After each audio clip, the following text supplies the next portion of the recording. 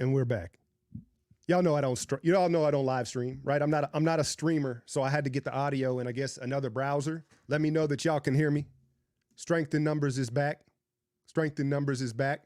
I'm gonna wait a couple minutes here, get some questions. Y'all can hear me? Good, good. Why does one browser have audio? I don't know. I'm not a streamer. Yes, sir. Yes, sir. Hey. Jason Tatum is who we thought he was. He didn't have Batman tonight. He got going a little bit. He got going. No. You know I wanted to do that. You know I wanted to just go in with that. I do have game notes. Yeah, man, that was crazy. Okay. So this trapping defense, the aggression of this defense, and the strength in numbers, the root of it is this defense and the ability to swarm and play with that type of effort, right? And before I knew Jaylen Brown was out, I was like, I don't know how aggressive you can be with that, with him on the floor.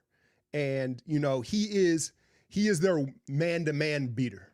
Talking 49ers, you know how they're like, oh, Ricky Pearsall is going to be the man-to-man beater, right? Like Jaylen Brown's the man-to-man beater where he doesn't need a ball screen or you give it to him in the middle of the floor and he's going to create a shot, especially as a second side attacker. And so when Jaylen Brown wasn't playing, I think they got ultra aggressive with those traps and those blitzes, right?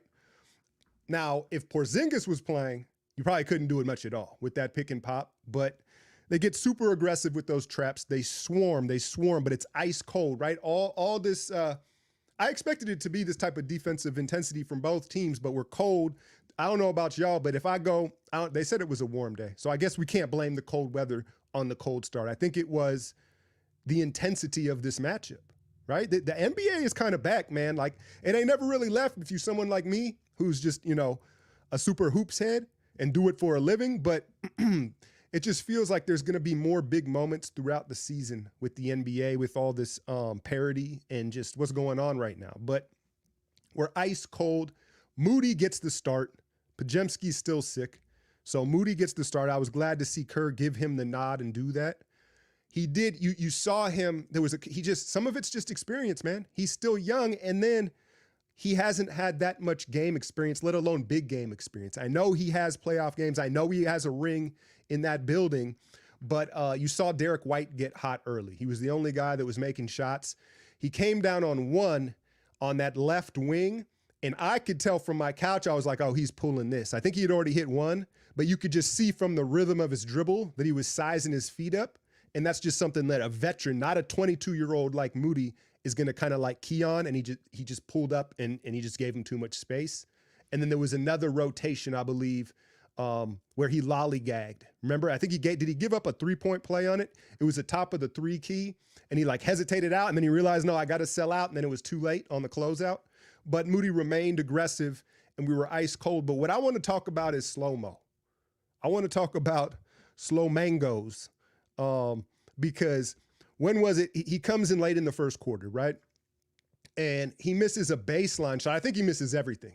And I was like, oof, right? Like everybody called, right? And then the second quarter opens up. He gets to the nail and he takes a midi and he bricks. He's putting up bricks. And I'm like, oof, I think slow-mo is going to pack it in with the jump shot tonight. Like, you know, that's what it felt like to me, right? And then he proceeds to come down the court and hit 3 threes in a row, like tough ones.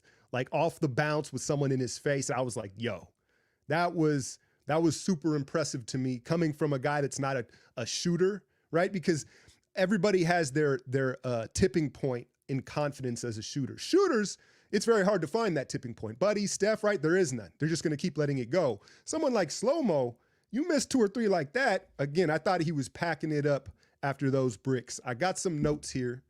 Yeah, he went crazy. Okay. Steph is defending the best I've seen since 22.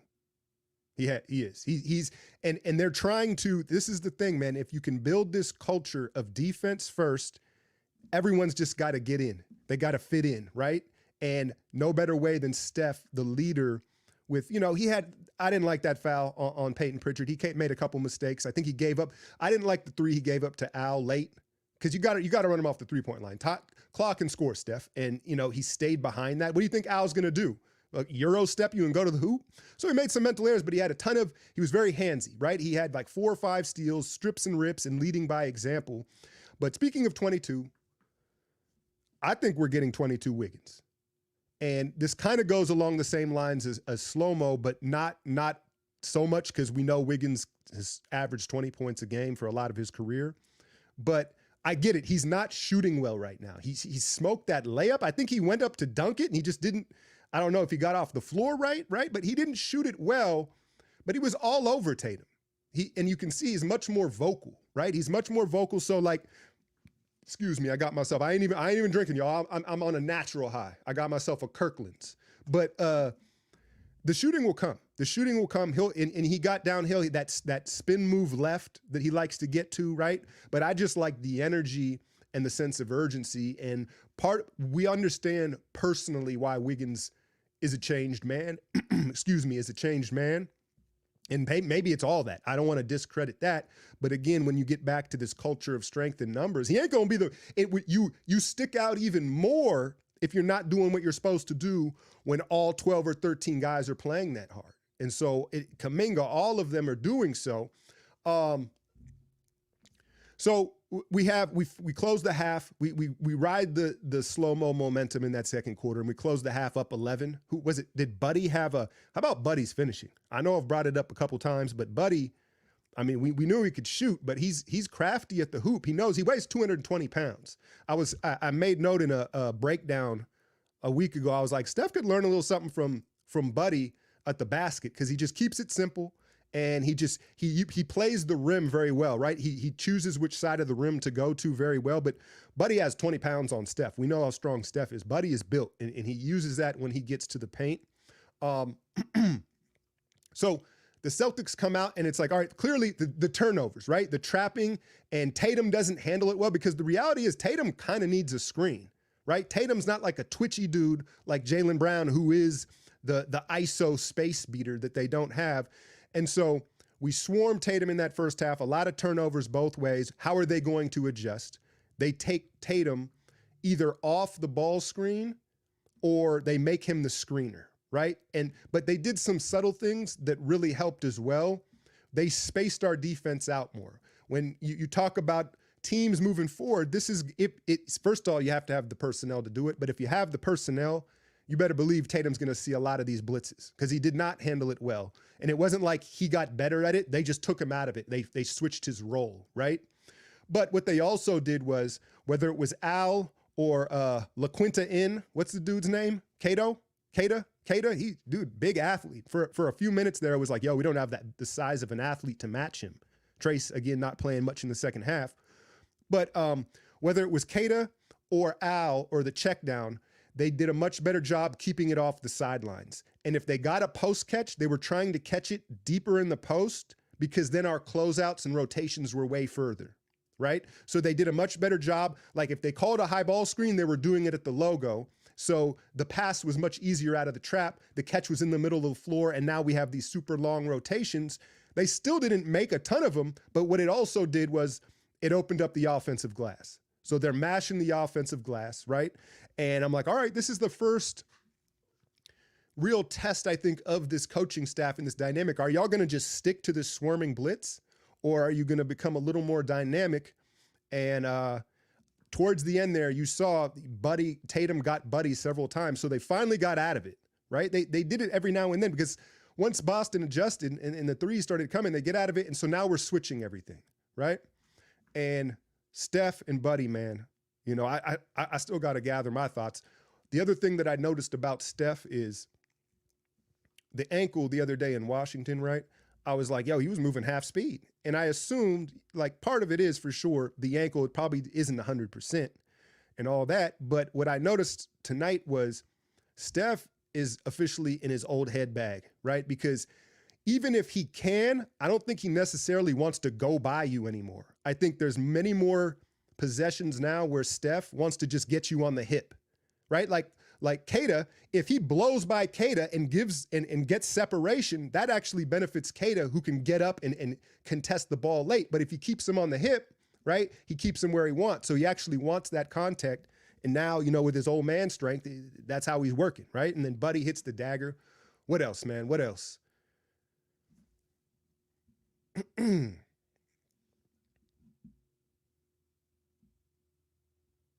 Yeah, I said, I'm trying to catch up on the questions here. I told you I was. Okay.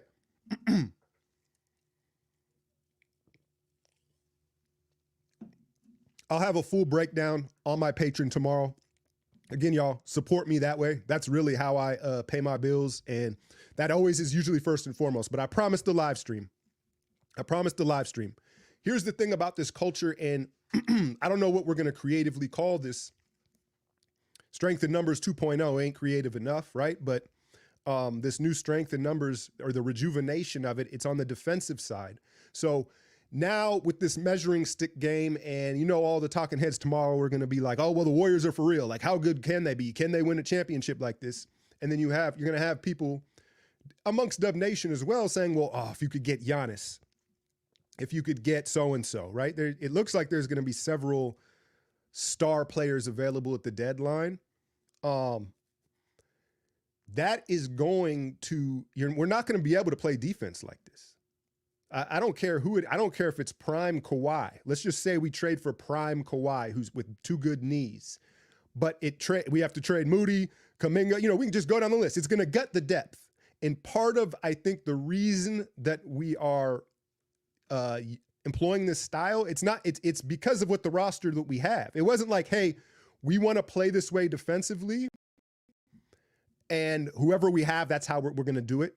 It's because of the depth, we're so aggressive with it. And so I get it. It's going to be fun to talk about. I'm sure I'll make 4 or 5 videos by the deadline about this guy possibly available, this guy and that. I think it might mess up this strength in numbers thing, and at least defensively how we want to get things done.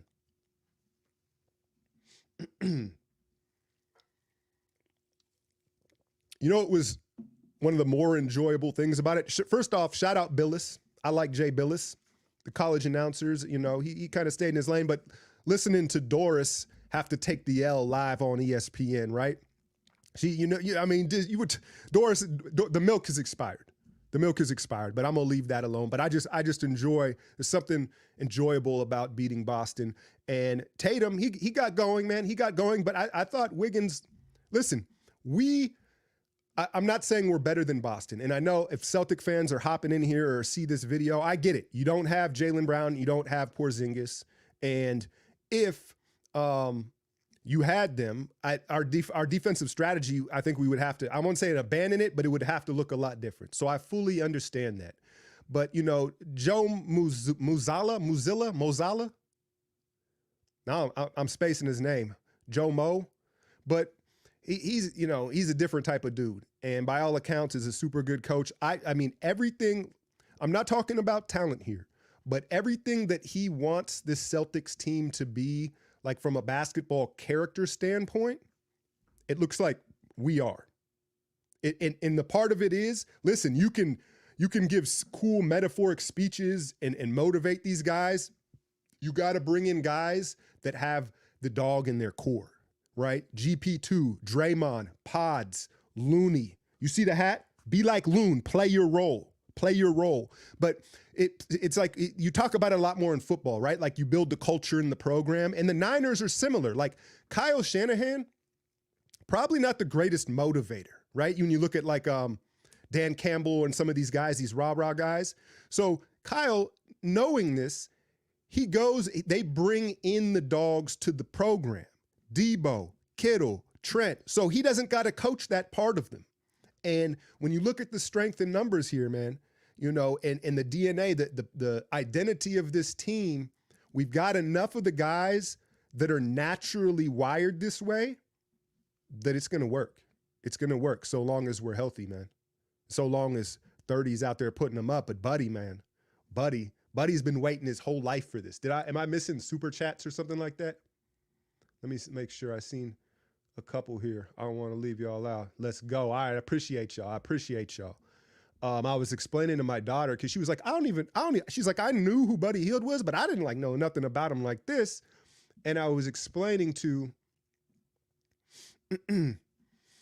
I was explaining to, and I'll get to this in a second here, but to her, the synergy of this moment for Buddy Hield. And you heard him say pregame, hey, I wouldn't have been drafted 6 if it weren't for Steph. You know, he at Oklahoma, this was when Steph like broke on the scene here, right? And so he was the next guy. It was like, oh, is this guy going to be like Steph Curry?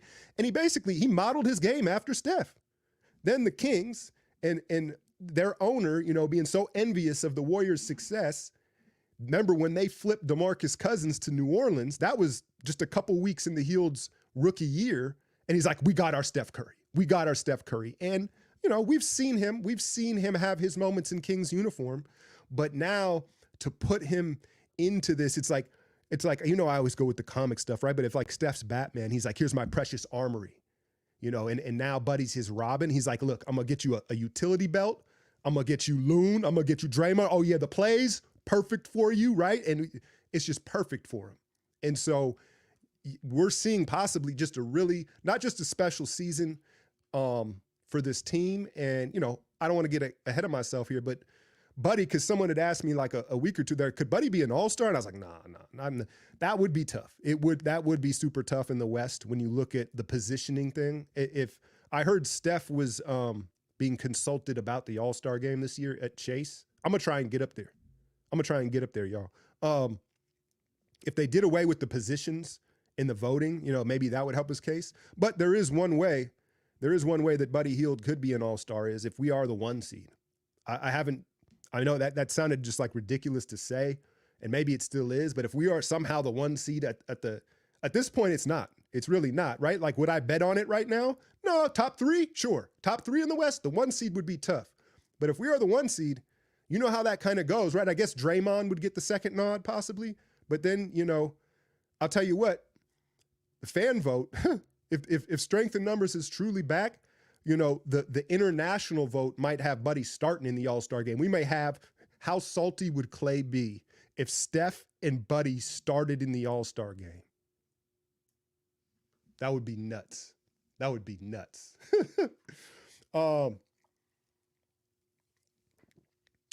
The eye test. I wanted JK to have a good game so bad. He didn't have a bad one. That pass to Buddy was a bad one. That was, and you hate it more. You hate it more for him because we know the dynamic with he and the coaching staff, right? Like if Slow-Mo or somebody else made that pass, it's like, all right, dude, that was just some dumb shit, right? But because it's Kuminga, it feels more magnified because of the circumstances, right? But that was horrible because you see it all the time where a dude looks back for the ball and then he turns away and you throw the ball and it's like, like it wasn't that. He just threw it at the back of Buddy's head. It was nuts. He saw little Pritchard down there and he panicked a little bit. But I'm trying to think. I thought he was pretty good defensively. He bought into, he brought his intensity up to the rest of the team and he had, he was all right. But yeah, it wasn't, he isn't closing games. I'm more excited about what we're seeing from Wiggins. And I'm not making it a him or Wiggins thing. But again, if we're going to get this intensity from Wiggins, Kuminga's going to have his moments. He did hit that fall away 3, right? He did hit that fall away 3, but I don't think it's particularly a great matchup for him because they have so many on-ball defenders, right? There's not a lot of spots for him to pick. I think teams that are more team defense oriented and rely on team defense is where he can feast. But where's the switch? Holiday's on him, White's on him, Horford's on him. There wasn't these matchups for him to pick his spots on. Yeah, man. I mean, again, I get they're not at full capacity, but this was a statement win. They know it. We know it. The league knows it. Now, are we going to just like get blown off the floor in Cleveland on Friday night, right? Because it's just the emotional letdown. I gotta be out. I gotta be my pessimistic self and bring y'all back down. I'm taking Cleveland in the point spread on Friday just because I feel like there's gonna be some sort of psychological letdown. But the reality is, if they've done their job on this road trip, as far as I'm concerned. Now you'd like for it to be competitive in Oklahoma City and Cleveland, but those are gonna be tough. And the statement has been made, and the good start is here, right? What players on the roster would you be most comfortable trading, Alk? I don't want to know. I don't want to now, but curious to see where your head is at with that. Um, the first person that comes to mind is DeAnthony Melton, the new guy, right? And, I didn't want to be negative about it, the lower back thing, and like make a whole video about it and stuff. But then when you dig into his injury history, and he sat out half the year with back problems in Philadelphia, and he's a really nice player. Like, he probably couldn't have got him if he didn't have back problems, right? And as big as GP2 has been, man, those are the two I circle. And I'm sure the Warriors' thinking is, hey, they both have durability issues. So while one's hurt, the other can play, and we can just like platoon them, if you will. But, with the backcourt, I still think we're guard heavy. And if we could flip one of those, like I made a short the other day, GP2 for Valanciunas works in the trade machine. Now, you may have to throw them a second round pick or something extra. And I understand what GP2 means to this locker room. And if he was durable, these words would never be coming out of my mouth, right? But I think you saw a little bit with Keita and Valanciunas the other night. Like, we're going to see it in Cleveland. There is going to be matchups and nights where we are undersized, right? So those are the two names that I would be looking at. Anything else on here? Appreciate you. Thank you, sir. Thank you. Yeah, no, I'm fatigued. From last night, to be honest with y'all. And I don't even know what it is. I'm not even going to get into it, right? But I'm always wired on election night. It just gives me anxiety, regardless of the situation. So that I was up way too late, and then I woke up early, and this gave me life, though. This gave me life, man. Any other questions? Oh, gifted a membership. Damn, see, I got to get hip with this. I'm going to hop on here more often. I'm going to go live for Clay's return, and I have like the big date circled. I'm trying to do a better job. A lot of the time in the past, I'm not live with the game, and then so the live thing doesn't really work out. But why the Warriors so good, beating the Celtics on their home court? Do you think the Warriors could finish top 3 in the West? I think we have to consider that as a real possibility now. There's, what are we, 8 games in? I think that we got to check back after another 10, another 12. So when it's at the 20-game mark, we all know durability is like a thing. But with this depth, it feels sustainable. The chemistry is undeniable. And I don't know if you get this Steve, Steph, and Draymond if the last 2 years hadn't gone so poorly.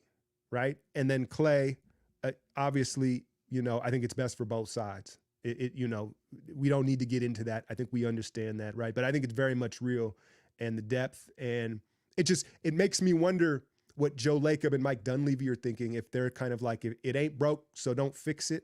Like, look at this depth. This is the new way with the new CBA. Or does this make Joe thirstier to go get Giannis or one of these guys? I'm telling you, I don't know if you want to deplete this depth the way they've got this going here. And then you look at how the league is now. Super teams, I don't know, man. I don't know.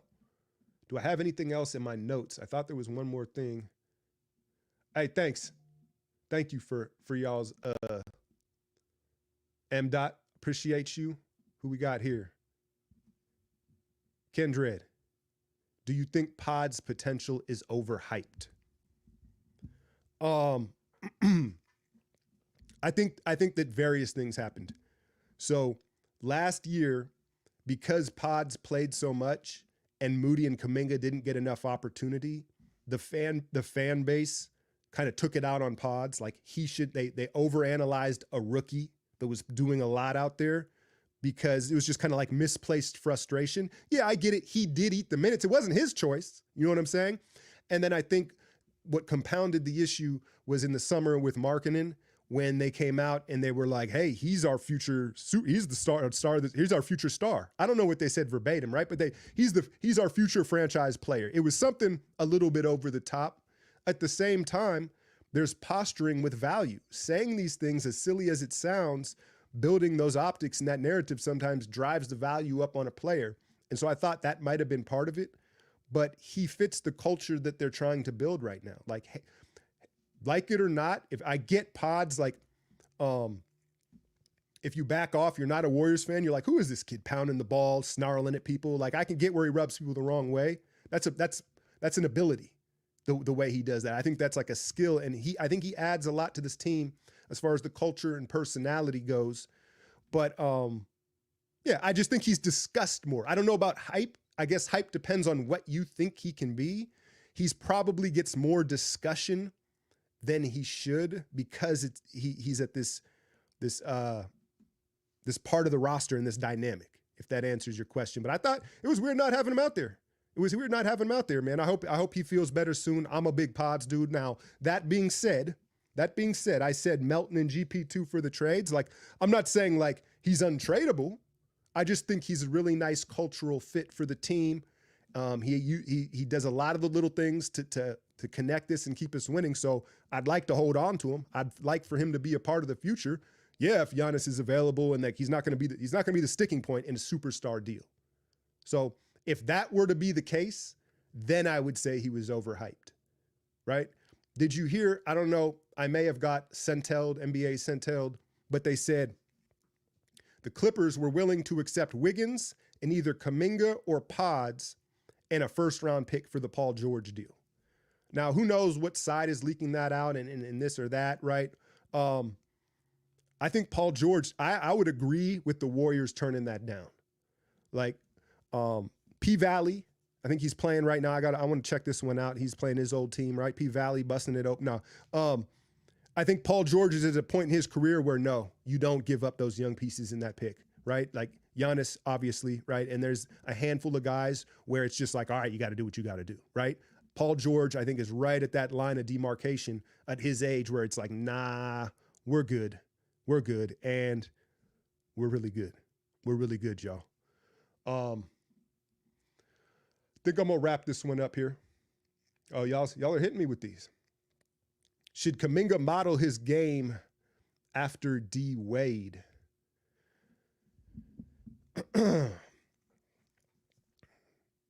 I see what you're saying offensively, like that because he has a great pump fake. I see what you're saying. Yeah, that's not a bad one. I see it. I'll tell you what came to mind right away was D Wade is like one of the best basketball players of that last generation. What I mean, I don't mean like the most effective, not the most talented, but D Wade was so good at basketball. Like he was a super athlete and then he was really good at basketball, like the nuanced stuff of basketball.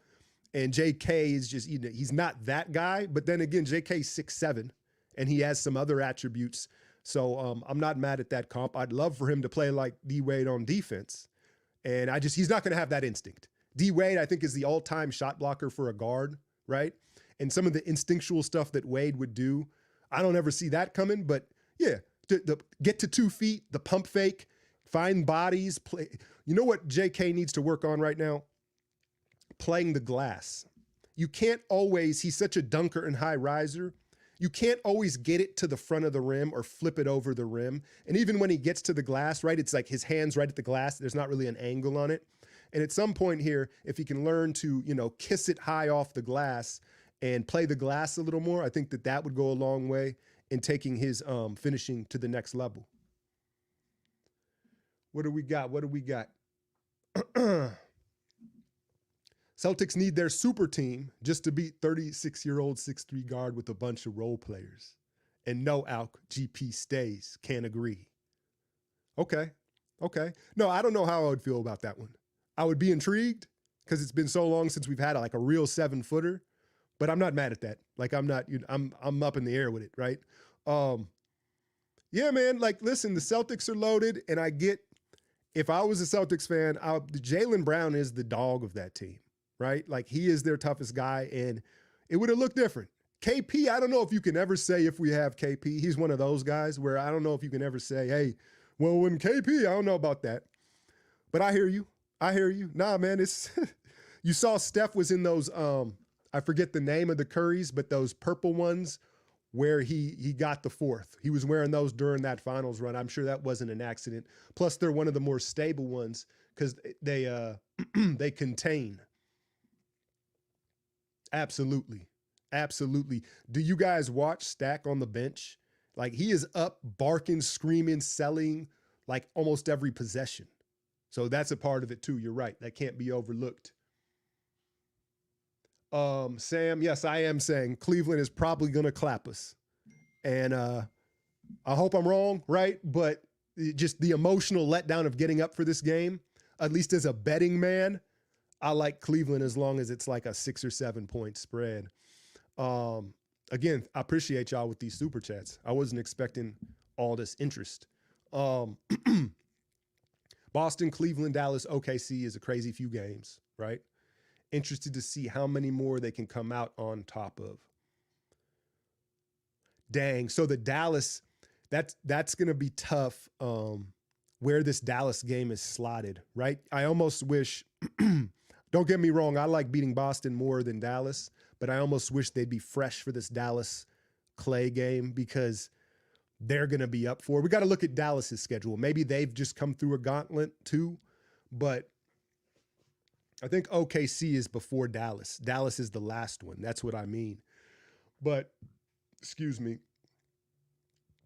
Right now, what I'm looking for is just how it more of what does it look like? Yeah, of course, I want all the wins as possible, but these next three, is it competitive? Do we get exposed for a lack of size? Like, are more holes punched in this strength and numbers theory, or are we right there? And it's like we were fatigued, it was on the road, and it didn't go our way. If it's like that, I mean, yeah, I'll be happy with it. I know, there's no moral victories, but that's how I feel about it.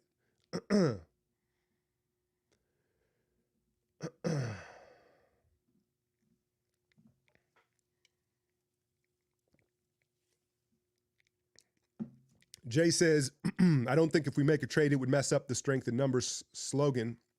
We have Stackhouse directing our defense. My daughter's, I'm excited. Her first college game is tomorrow. I'm hyped up for that. And she's starting as well as a freshman, a true freshman, the youngest freshman on the team. Her senior year at her high school, they played the same style of defense. That's kind of what they hang their hat on. It's like, oh, you're going to play Mesa. Like, it's going to be a rough game, right? They only played 7 girls. And but the second go around, you play each region team twice. The second time we played the region teams, they were just spent. The point is, yeah, you can have Stackhouse if you don't have if a trade gut some of the depth where now we're only like 7.5 deep, 8 deep. Now it's much harder to sustain this style of defense. Of course it works right now. We're 8 games into the season, right? By the All-Star break, if you were trying to play this way with a 7-man rotation, it's not going to look the same. So that's why it's super important. Damn, y'all going to have me on here all night. Have you noticed Pods usually misses threes back rim? Why do you think that is? Something related to his form? What I notice is he kind of has like the what do they call that term? Snake bite release. Carmelo Anthony's probably the most famous snake bite release that you could visualize, where you don't leave it, he kind of snaps it back. And so, yeah, I don't know. Yeah, he hasn't made as many as I would have hoped he had, but he does so many other things that I kind of get it. You know what I mean? I do think if there's a flaw in his mechanic, it looks like it gets sped up. In particularly not his feet or the extension, but at the very end, at that where he snaps it. But that's what I see.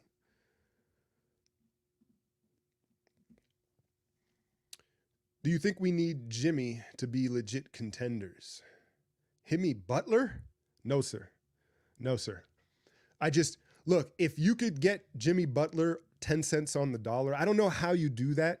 I don't know how you do that because he makes so much money. It would automatically take a bunch of players to get him. You assume Wiggins would be out, Kuminga would be out. No, I don't know if I would. Call me crazy, but basically what I'm saying is I think Jimmy's best days are behind him, and his body I don't trust his body. And as admirable as those finals runs were for him, dragging his body, you know, and carrying that team, I remember in the moment saying like, yo, this is gonna chip a couple of prime years off his career doing this. And I think we're seeing that now. So I don't even know if I'd trade Wiggins for Jimmy Butler. If we're gonna get 22 Wigs, I'm cool off Jimmy. I think there's only one name where it's like, you're like, all right, what you want? And you know who that is, right? So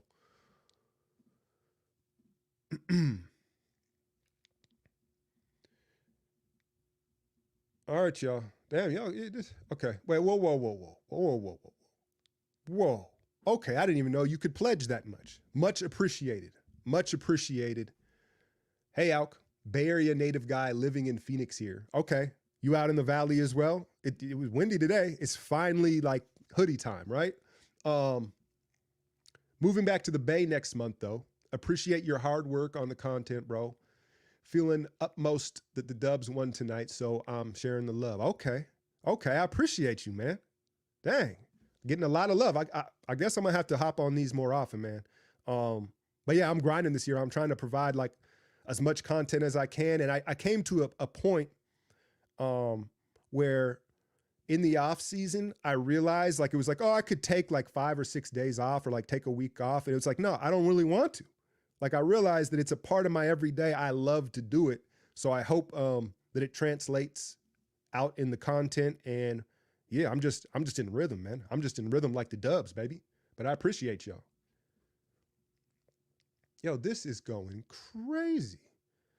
What do you think of the starting five slow starting tonight? And what changes would you make for the next game for a better start? We started slow pretty much every game except I believe Washington, right? Or was it what was before Washington? Was it Houston where we got off to a good start? We've had like 2 good starts out of 8 games. What would you do? Maybe just go to Steph more, right? Because I think the obvious thinking is every team, top of the priority, obviously Steph Curry. So for this decade, we always come out in the first basket, what is usually like a loony slip to the basket, or it's like it's using Steph's gravity early to get the others going so the defense can back off him a little bit, right? That's always been the strategy.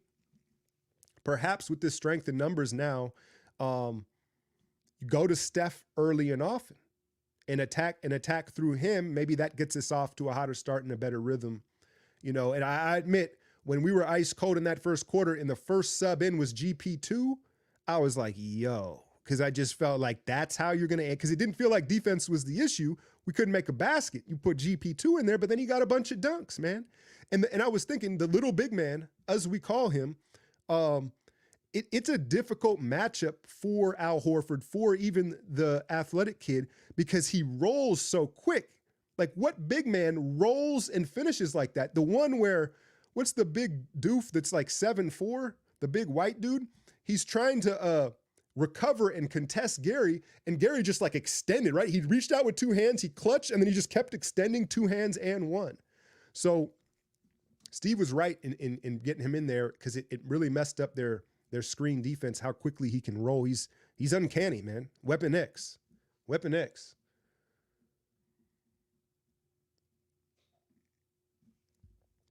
Does Phoenix hate you because I rep the Dubs and Niners? Nah. You know, man, did I say that in the last video? Like Arizona has a ton of transplants. Like you've got a lot of people from Chicago. Chicago's the most, but California, like there's a ton of transplants. So there's not as much team loyalty out here as you would expect, as well as the youngsters like who I hoop with and stuff like that. They just like players. You know what I mean? And I get it because it's like Instagram, it's accessible. When I was a kid, all you had was the local Warriors, right? You maybe had Saturday or Sunday primetime games, but there's much more of the younger dudes are into players, not teams. And then you got a lot of transplants. So no, I don't. I don't wear a ton of gear out just because I don't want to. Because if someone sparks up a conversation, I go hella crazy. Oh yeah, did you know that? I get too deep into it. I try not to talk hoops in public because it's like I feel like I intimidate people a little bit just by if you get me going about the Warriors, especially, or the Niners. Will Moody get any minutes when Pods and Melton return?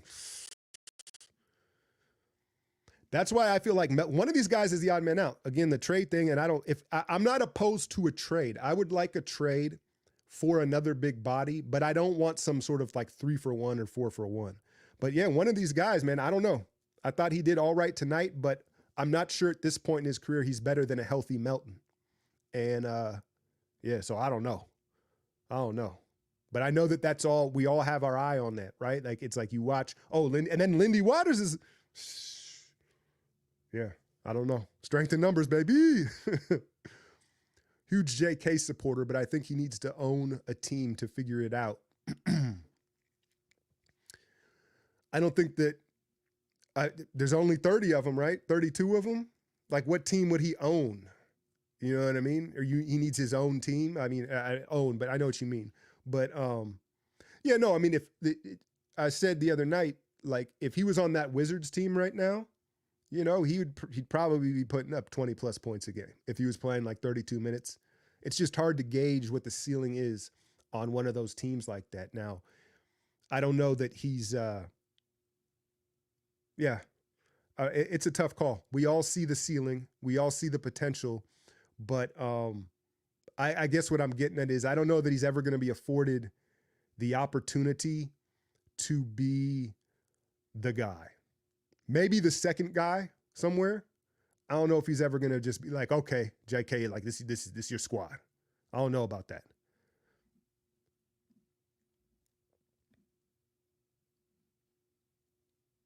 Brother, man. Woo-hoo-hoo.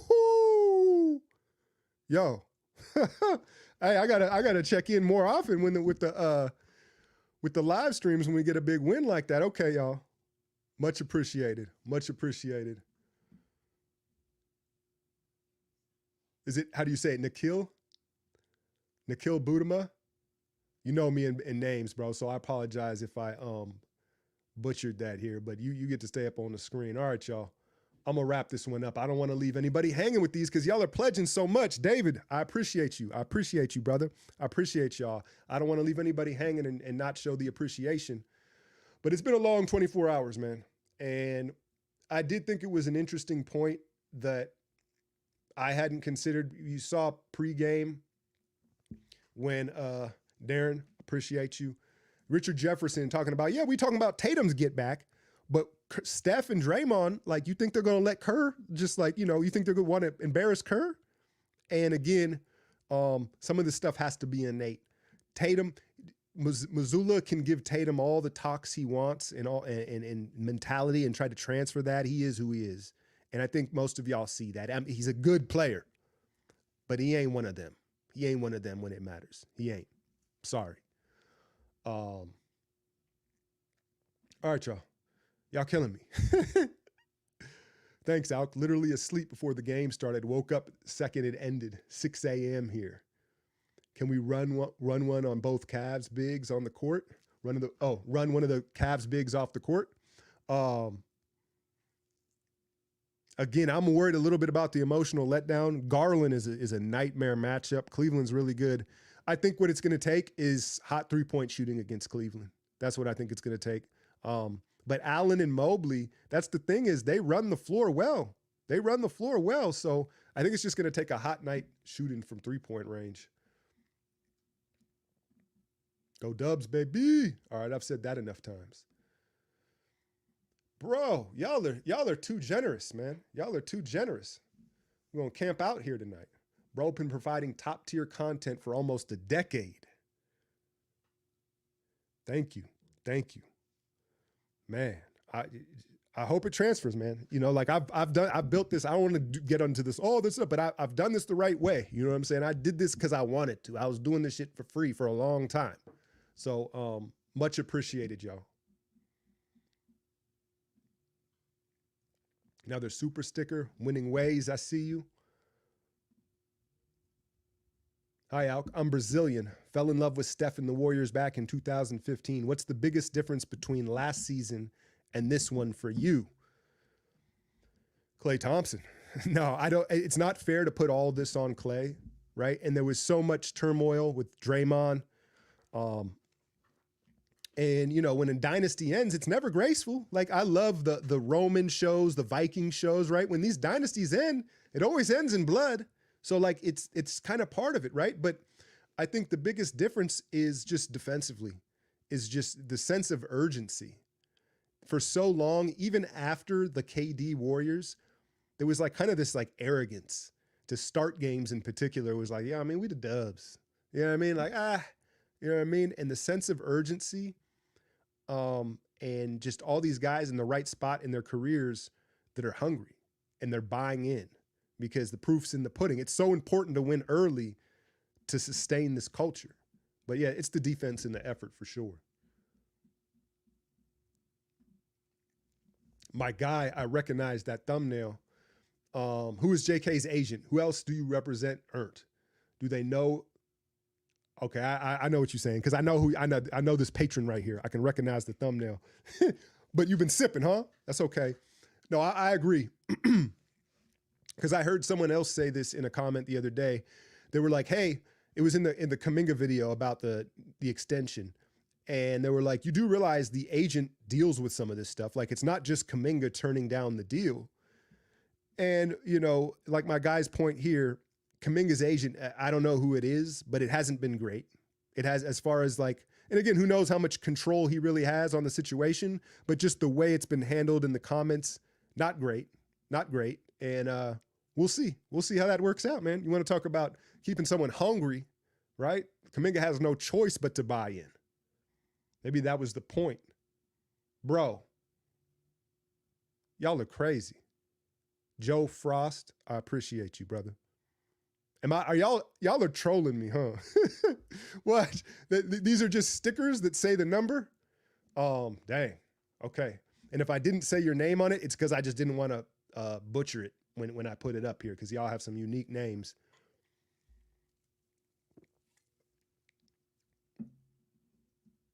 Yeah, y'all are going crazy. I'm gonna wrap this up here soon. Appreciate you, Joshua. It's true. I'll sit down with my coffee. I'll go over the tape and we'll talk about the details of the plays, the schemes, what I was talking about, pulling our defense apart and what other teams are going to try to do to us that way. LeBanon James. Oh, yo, the picture is crazy. Yo, is that Harden in the VIP room of a strip club with a taco? That looks like a burrito supreme. Yo, Unc, been watching the channel grow since 2017. Love the frequent content. Channel gonna do big things this season. Do more streams. Best hoop commentary. Appreciate you. Now, the live streams I'm gonna keep it up, man. I'm gonna keep it up for sure. The next one will be the Clay. I might go pregame for that one. We'll see. But the next one will be November 12th. Mavericks, Clay's return. I don't know. I don't want to get teary-eyed on no intro. Claymatic, respect, brother. Keep putting on the great content. Also, I'm in a good mood after a rough day. I hear you. Thank you. Yeah, this was good timing for this one, right? I know a lot of people down. Huge Warrior fan, but KP plus Brown. Yeah, I know. Especially that trapping. We would have had to stay way more honest because KP, what is he, 7'4", 7'3", on the pick and pop off that trap? Jaylen Brown, once you send him downhill, I know. Hey, but you watch long enough and you get invested enough in this, Niners, Warriors, just these sports, you learn more to enjoy what the moment is of like, hey, not tonight though. We get this night, right? He said, who got three? No. All right, y'all. Oh, one more. Unc, are we missing some front court shooting?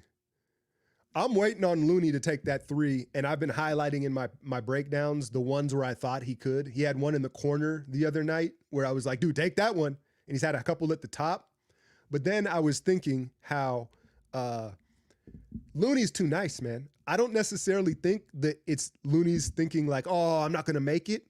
I think he sees Kuminga, Moody, buddy, he sees all these thirsty shooters, especially the young guys, when he's on the floor with Moody or Kuminga or some of these guys. Because there's one where he had the corner three, and he's like, no, Moody, come get this one. I'm going to set you up. I get part of it is just he's hardwired to do that, playing in the system for so long. But I think there's an element for Loon where he's like, I'm not going to take this one. Moody might only play 4 minutes tonight. Let my guy get the three. But yeah, I mean, we could always. Draymond, he's shooting them flat-footed. Tonight, boy, he missed like, he still had an impact. He still hit my underdog pick tonight. If you got that, it was the Holiday assists and it was Draymond points. I've rung in like 3 in a row in the last 3 days. I'm going to keep posting them. Y'all keep checking them out. All right, y'all. I'm going to wrap this one up. How long did we go here? I don't know. 30, 40 minutes. I had fun. A ton of support. I appreciate all of it. I'm going to do more of these. I'm going to roll out the content tomorrow. The breakdown will be out around noonish, I'm guessing. And we'll do another one of these live streams on the 12th for the Mavericks and Clay's return. Hit that like, share, and subscribe. I'm out, y'all.